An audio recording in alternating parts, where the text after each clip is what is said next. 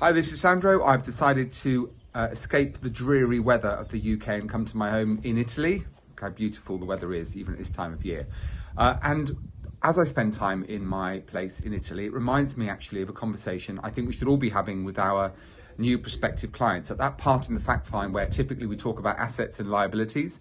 And one of the questions, obviously, I think we should be asking is, what's your greatest asset? Now, the preconception, of course, is that most prospective clients will say, well, of course, the house in which I live, it has a value of, for example, $700,000.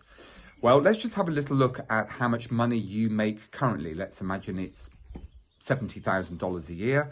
And of course, that's a good income. Let's look at how many years you have until normal retirement date. That might be 30 years, for example.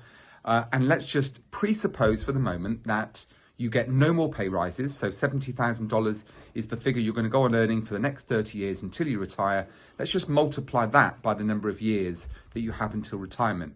That number is going to dwarf the value of your bricks and mortar asset.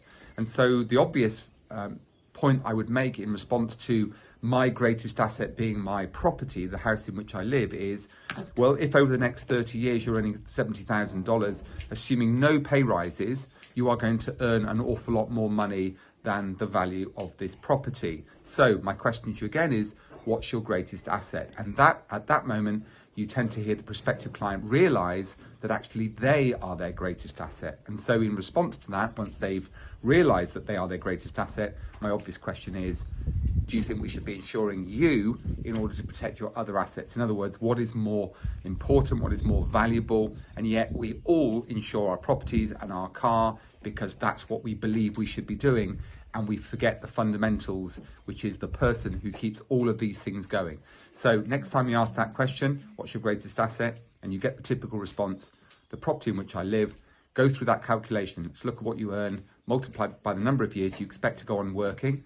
And of course, this works better with younger people or those on higher salaries. But generally speaking, we need to help our clients understand that they are their greatest assets. And in terms of order of priority, that should be the asset that we should be insuring ahead of all others.